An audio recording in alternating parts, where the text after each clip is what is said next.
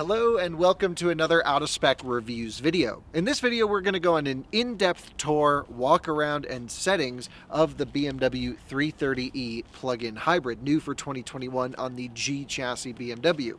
It's going to be quite in-depth. We're going to talk a lot about plug-in hybrids, a lot about how this plug-in hybrid works, and if you're interested in a driving review, that is coming. Just hold on for a couple days. We will have a full just video on driving dynamics in the city, in the mountains, and in the highway, talking about how this car drives in 3 environments you may want to be driving your 3 Series in.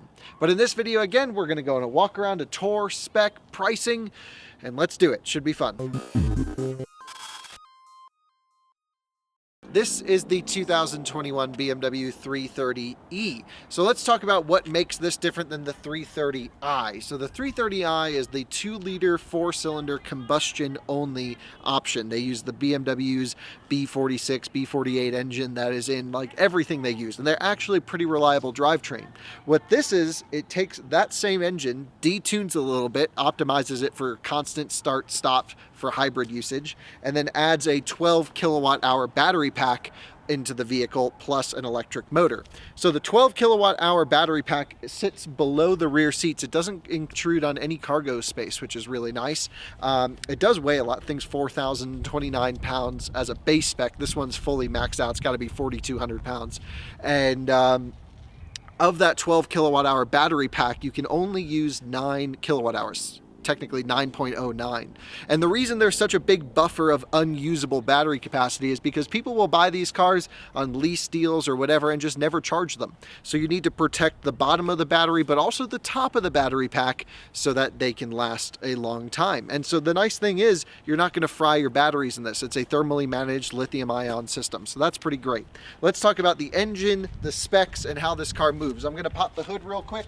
So bear with me. This one has the double pull latch, just like all modern BMWs. Really nice. And now you can just walk up to the hood and lift straight up because it has the double pull. I really like this feature quite a bit. This is the 2-liter 4-cylinder engine here. It produces 180, let me just make sure I'm getting everything right here. The engine itself, 181 horsepower and 258 pound-feet of torque. The electric motor is 107 horsepower and 77 pound-feet of torque. And those torque figures don't equal the 310 pound-feet of torque total system, just because sometimes when you add everything up, you have some losses. You can't run both flat out. So the combustion engine is here, of course. The electric motor is on the back side of the engine, just in front of the transmission. It's an 8-speed sport Steptronic, really good transmission, cracks the shifts, really smooth. However, when you're driving in electric mode, it also means it shifts gears in EV mode. And so when you're cruising along and you put your foot down quite quickly, it has to downshift basically, and it's really an odd thing driving BMW plug-in hybrids that shift gears. Driving around normally you won't notice it, but at wide open throttle you will. And that's the nice thing about BMW plug-in hybrids, is you can drive them at wide open throttle to the kickdown switch when you're in electric mode without the combustion engine kicking on. If you want the combustion engine to kick on, of course, you just depress the button at the end of the accelerator pedal. So that's pretty good. Again, total power is 288 horsepower, 310 pound-feet of torque, and close the hood. This one also has the active shutters up here that will open and close based on engine temperature, air conditioning load, etc.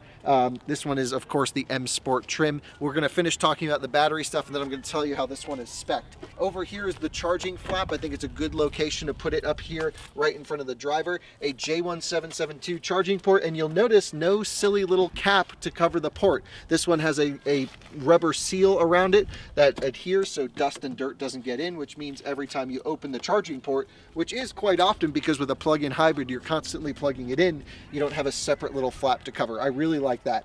There is a problem with this though, and that is that it is a 16 amp onboard charger, so you can only get 3.7 kilowatts into this thing, into a 9 kilowatt hour usable pack. It's about 3 hours to charge it, maybe just under. To me, that just seems unnecessarily long. The way I like to use a plug-in hybrid is have it charged up at home overnight, of course, run out to Starbucks, run out to dinner, come back home, plug it back in, and that way it's always topped up so I can maximize my electric driving. Then when I go out of town, I'll use the combustion engine and everything like this, but This just seems to have a slower onboard charger than I would like. So I think that's pretty much it for the electric stuff. I do want to mention that it is EPA range rated at 22 miles of EV only range. Again, for the rear wheel drive, you lose 2 miles if you spec the X drive. You also gain 0.1 second 0 to 60. So the X drive's a little bit slower and doesn't have as much range, which makes sense. You have more drivetrain to move. But in my own testing, I have a whole video on range testing this car on our Inside EVs channel. I achieved 25 miles in the city and surprisingly 29 miles on the highway at 70 mile per hour constant in a loop style test. And BMWs have done this in the past for me where they always perform better on the highway cruising than they do in the city, and I think that is due in large part to having the 8-speed transmission, optimizing the electric motor to work in its most efficient RPM range. So that's all of the electric bits. Let's get into the spec. This one, base price, you have to forgive me for referring to my notes here, but I don't want to mix this up for you. A base 330e is $44,550. This one as spec'd is $59,645, which is actually surprisingly only $400 more than what I paid for my Model 3 Performance. So that's kind of interesting. Liam and Timon are going to take this car and compare it to our Model 3 because they're in the same category, and I really feel like Tesla Model 3 is taken away from 3 Series sales. Also me, I used to have a BMW M3, the previous generation, and now I drive a Model 3. So how's the new gen keep up with the electric driving? They're going to find out for us. This one has a ton of options. Basically, it's got the Cognac seats, dynamic handling package, which gives you M Sport suspension, these awesome meaty brakes. I just had it shredding up in the canyons. These brakes are so much better than stock, would highly recommend. And variable ratio steering. So at low speed, you have less turns lock to lock on the steering wheel, makes it quick, but at high speeds, it opens up that rack, makes it really nice to drive. I would highly recommend this option if you're into driving. It's actually the first modern BMW I've had a big smile on my face driving up in the canyons. Really impressed. You'll see that in the next driving video. This one also has Driver Assist Pro, which is really great. It means it has eye tracking for low speed traffic scenarios. You don't actually have to touch the wheel. You just sit like this, watch the road in front of you, and it drives along. Unfortunately, did not have a chance to test that out in traffic, but will do so at some point in the future, I'm sure. M Sport package gives you the cool wheels, the styling, all the stuff. That's just a no-brainer. I think Park Assist is really cool as well. This will give you not only the parking sensors, but something called Backup Assistant. Also parallel parks itself and backs in parks. But Backup Assistant is neat. I'm going to leave a link to our TikTok in the description where I share a video. We created an obstacle course. We drove the car through the course, put it in reverse, hit Backup Assistant, and it followed our exact path backwards. Really cool. It's great if you have a tight driveway that you have to back down. I've been using it a lot, and I really think that's a great feature. It's been around for a couple of years in BMW, but it was my first chance to try it, and I really like that. Also has the executive package and the wireless charging option, which is $500. And the reason you would get the wireless charging option is really silly. It's so if you have a Samsung Galaxy telephone, right now it's the only phone it works with, you can actually use your phone as a key like a Mustang Mach-E or a Tesla Model 3, etc. And you walk up to the car, you tap your phone, and it turns on when you put your phone in the wireless charger. I only know people with iPhones, so I wasn't able to test that, unfortunately. So that's the spec, $59,645. It'd be $2,000 more if we got an X-Drive version. If you don't need the X-Drive, don't get it because this is so much fun in rear-wheel drive form. With 310 pound-feet of torque coming out of a corner with traction control off, you get nice little angles you can play with. Honestly, seriously impressive driving here. Interesting fact about 3 Series I wrote down, over 15 million copies have been sold over the years. I think that's really neat. And yeah, just a great car in terms of proportions. Before we get into more data stuff, let me take you on a quick tour. I'll show you around. So front end, beautiful. You have the really nice LED headlights, crazy bright. Unfortunately, they don't do all the matrix cool stuff that they do in Europe. They're not available in the US. But on my last one, I coded it to do so it will basically light up the woods but keep the highway dark. Really love that feature. Again, these wheels, 19s, look great. On actually summer tires here, really quite grippy and good brakes. I really like. Haven't tested the fuel economy yet. We'll see if we can get around to it. Fuel cap's locked right now. It's actually a pressurized tank, so you need to hit the fuel button inside. It dumps the pressure, and then you can open the tank. All BMW plug-in hybrids are like this, and even my BMW i3 is the same way for the range extender. In the back here, you can see it has these beautiful taillights. I really love this design. Looks good. At first, years ago when this chassis came out, I thought they looked a little Lexus ISE, I don't know, but it's really grown on me over time. Let's take a look at the trunk space here. It is a manually operated trunk. You have your charging equipment that comes. It's just a level 1 connection, nothing fancy. Same one that comes with all BMWs right there. So that's a 120 volt, 12 amp. Actually, this one's just a 10 amp continuous, I believe, this unit, which is really poor. Good storage around, 12 volt outlet in the back there, and a small little bit of underfloor storage if needed. But seats fold down. It's good for a 3 Series and manual trunk, of course. Right down there. Coming around, let's take a look at the back seat room on this General 3 Series. Again, it's going to be the same for the plug-in or the regular, but good to check for sure. I have the seat here set to where I would sit in the front seat. I'm 6'1", of course. So let's sit in here. And yeah, something 3 Series has always done well is had ample rear seat room, great headroom, good knee room, I would say. 2 USB-C ports here in the rear, and a little screen to control my own climate. That's really nice. And center armrest as well. Plenty of in-pocket storage here for cup holders and other things.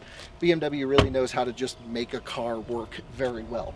So I think that's kind of all I wanted to talk about here. I'll hit you with some more specs right now just because I wrote them down. I think they're interesting. Your top speed on this car is 130 miles per hour if you spec all season tires. It's 142 miles per hour on summer tires, but if you get the X-Drive, it's only 140. I'm not sure if that's a power limitation. My guess is it's not. In the regular hybrid mode, which is the key up setting default, you can set the car to start in electric mode only. The vehicle will go a maximum speed of 68 miles an hour before it switches to combustion. However, in electric mode, it will go 87 miles per hour. In the previous Gen 330e, the vehicle would only go 75 maximum in electric mode. And actually, in hybrid mode, it would only do 50 miles per hour. So you gain, or 49 miles per hour, you gain 19 miles an hour in hybrid mode, which is really great. There is a speaker on the outside of the car that works below 20 miles per hour, but it's really quiet and unobtrusive, which is great. And really anything else here that you need to know? In terms of changes from last year, it has shorter gearing. It uses the map data and radar data to change your engine shift points. Which is really cool. So if you have a car in front of you, it'll downshift early. If you have a corner coming up, it'll get into the right gear ahead of time. They've been doing this for years, of course. Oh yeah, here's some interesting ones. This chassis BMW, but also specifically for 330e, has a wider track than the previous generation, a little bit more front camber, and it also is stiffer, not that I think it needed to be, and I think that's all I wanted to tell you. Oh yeah, the 8-speed automatic for the hybrid has optimized hydraulic control. That's from the press release. Basically, they just controlled the shifting a little bit better. So there you go. That's all you need to know about the 3 Series and the walk around. Let's go through the inside real quick. BMW isn't sure where it wants to put the start button yet. Why are we getting all these beeps? Well, fuel level is low. My seatbelt's not fastened, and it even says rear seat belts are not fastened, timing. We're not going to take it for a drive, so that's okay. We have a whole video on driving this car. What I do want to do, though, is just straighten out the steering wheel. So there we go. Cute dog right there. Nice, happy dog, ready to go for a run. So BMW's interior stuff's laid out really nicely. You have, all of your general stuff on the left, everything here on the right. The thing that BMW does so well is they know how people use cars, and they put everything where you would expect it to be.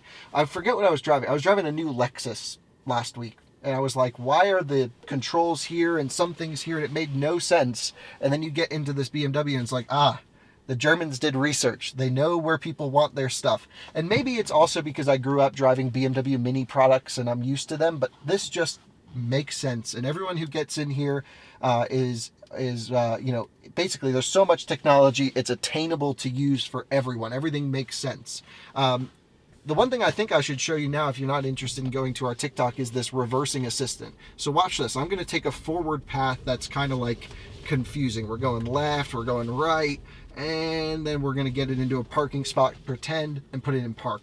Now, even if you get out, lock the car, and shut it off, the car will remember your path. So I'm going to put it in reverse, select backup assistant. And again, this works up to 50 meters and reversing up to 5.5 miles per hour. And you can see it's following the exact path that we took, inch perfect the other way. And then apparently I abandoned, maybe I went too fast. I'm not sure. But anyway, you get the point. Really useful technology here. The tons of different driving modes we'll get into when we drive the car. There's sport, hybrid, electric, adaptive. There is an auto hold functionality that's really great. You have the newest generation of iDrive, which I really quite like, touchscreen or controlled through the knob. I find myself using the knob down here. Wireless CarPlay, new for 2021, is wireless Android Auto as well. Again, I don't know anyone with an Android, so I haven't tried that, but I do. Maybe I should just get an Android phone just to test all this stuff out for you. Nice center armrest here. Not that deep, actually, but you do have a USB-C, and there is a little light in there, which is much appreciated. These are, again, the little touches that the Germans just get so right. Cabin lighting in here. It just is, you know, you can just tell someone really spent a lot of time honing this car over the last 40 years of 3 Series. Glove box is a good size. The one weird thing is they put the wireless charger up here, which makes sense, but I normally have drinks here in the cup holders, and I can never get to my phone if I put a drink there, which is kind of annoying. So also the 12-volt location here being between the cup holders means if you have like a radar detector plugged in, everything just gets a little cramped up here by your knees. Down here by my left thigh is the fuel cap release and the trunk release. Also, again, pretty standard controls. And if you watch my BMW X330e review that we had a few weeks ago, that was also an M Sport, and you heard me complain massively about the turn signals and steering wheels. For some reason, that's all fixed here. The steering wheel, really good thickness. The X3 was like overly chunky. This is one of the best steering wheels in the business. And then also you have a normal sounding turn signal. The other one was so loud in the X3. BMW a couple years ago switched from the turn signals that return to center to this kind of one that goes up and stays up, like more like a traditional car, but you can still do a tap for 3 blinks, and you can actually set the number of blinks now here in the system without coding it. So all good on the inside here. Great features. If you're curious about how all this iDrive system works and this sort of gesture control stuff, which is all really cool, I did an in-depth on this system in the BMW X330e, and nothing has really changed here. So you can go and reference that video for sure if you're interested. It's like 45 minutes long, I think. Anyway, this is probably going to turn into that, so we're going to leave this here. That's your full tour of the 330e. It's quite a lot of money at 60 grand spec the way this one would be. Honestly, it's spec'd kind of how I would get it.